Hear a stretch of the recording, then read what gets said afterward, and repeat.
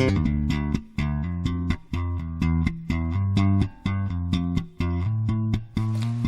everyone, welcome back to the Cursing Seamstress.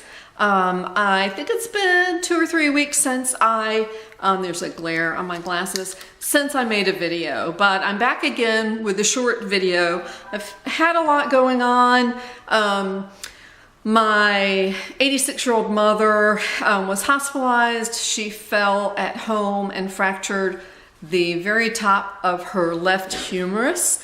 The treatment for that is not surgery, but simply a sling for about 6 weeks, which means that she is in a nursing facility for rehab until she can walk with a cane or find some way to walk. She was dependent upon a walker, and with a fractured arm that's in a sling, there's no way to manipulate a walker because it requires 2 hands. So I've been very involved in her care and was actually over at the rehab center twice already today. So I'm gonna get right with it. What have I been doing? I have been making zippered pouches. I've told you before that I tend to get on jags where I will make one thing over and over again, change it up a little bit, put different designs on it, and that's what I've been doing. I'm not going to go through how to make a zippered pouch. This is not a tutorial. There are so many good tutorials on YouTube, including if you just go into YouTube and search zippered pouch. I think Whitney Sews has a couple of tutorials on zippered pouches, and there are just so many that I'm not going to go through it. But I did want to show you a few that I've been making. I've made these in the past, and the ones I've made I have not used interfacing on or fusible fleece or anything, and they've turned out sort of floppy and not with a lot of substance. So I've been trying different things, and on a few of these I actually used fusible fleece. This I used fusible fleece on. This is a corduroy. It's a very thin-ribbed corduroy. There's nothing on the back. A green zipper, and the inside is white. So this is quite substantial. This came out pretty well. I don't know, I guess I haven't perfected this, because what I did initially was I put the fusible fleece on the front fabric and then I embroidered. This came out lovely. But let's see if I can find another one. There were others that I found. This is an example. I used fusible fleece on this. This one kind of puckered. You can see that it kind of puckered. So, and I put a butterfly on the back and just a pretty bird on the front, matching zipper. The inside on this one is also white. I think I love that fabric. So, but anyway, so then I thought about it and I thought, well, why don't I do the embroidery first and then put the fusible fleece on the back of the embroidery? Maybe that would work a little bit better. And I think what I did, here's another one that I did. It's a mermaid. It's got a green zipper. And the inside on this one is also white. But I think this one too puckered a little bit, not bad. And I think I did it the same way. I put the fusible fleece on the back before I embroidered it. Then what I started doing was I actually switched over from fusible fleece. This is fusible fleece. So for nurses, it's got a darker pink zipper. The inside is white. When you make these zippered pouches, you want to make sure that your lining is a lighter color if you're using a light outer fabric. This is actually pink polka dot. It's a pink fabric with white polka dots on it. So you wouldn't want to use anything darker than this very, very light pink for the lining because it would show through. Here's another one with that same corduroy fabric. This, I think what I did on this one was I just used fusible interfacing, and that came out quite nicely. That's like a little cocktail kind of a Christmas drink. I put a red zipper on it. I lined this one in white. So I thought that was pretty.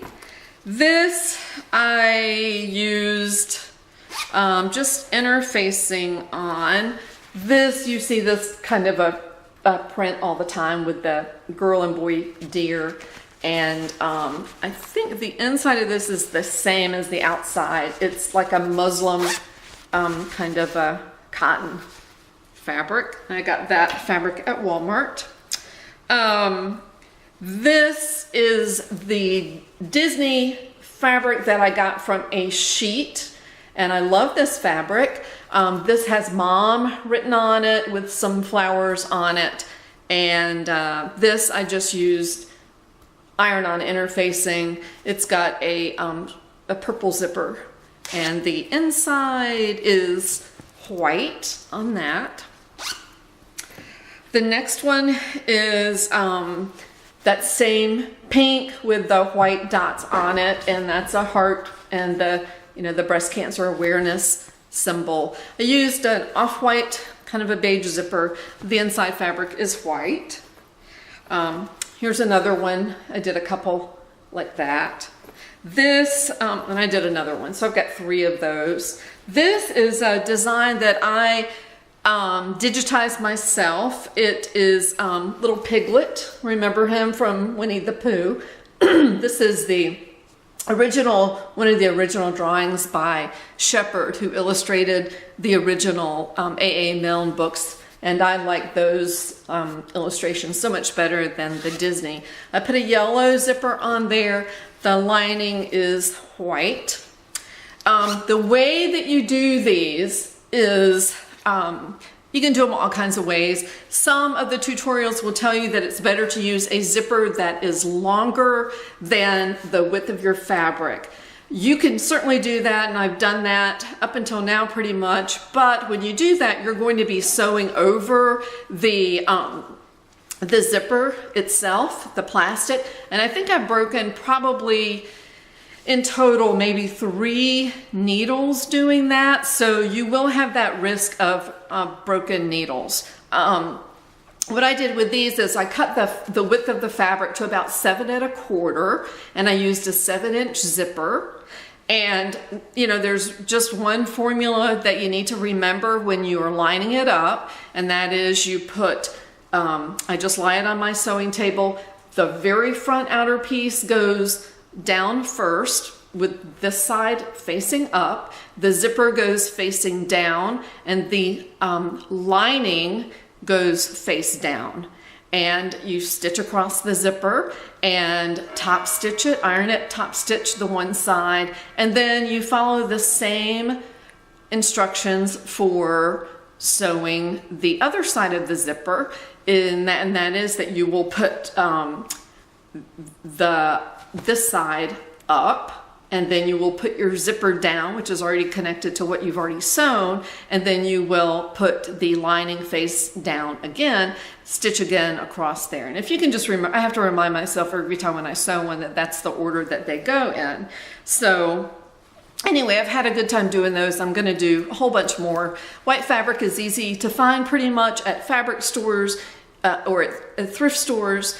You can buy a sheet and cut it up and use it for the lining, so you don't have to really spend a lot of time on worrying about the lining. So that's that. I hit thrift stores today, and at Habitat for Humanity, which is about 35 minutes away. It's actually in a different state, but it's close enough for me to drive to. I got this lace. It was 25 cents. 25 cents. And I don't even know how much it is. It's probably a little bit more than a yard. And I make the diaper covers, and this is really kind of cute to put across the back of the diaper covers. So for $1/4, that's not bad. At the same Habitat for Humanity, I found this pattern for 50 cents. I really like it. It's new look, And it looks like it's a tunic and a dress, I guess, a pair of pants and a top. So that's what it looks like. It's number 6785. The sizes are 6 to 16. And from what I can tell, it is for woven fabrics. So that's good. I prefer sewing with woven fabrics. Also at Children's Hospital for the King's Daughters, I found this. This was hanging in the linens department. This is Easter fabric. It's quite cute. It's got little eggs on it. And this was $1.99. There's probably a good 2.5 yards here. So I'm not sure what I'll do with that, but I will definitely find something.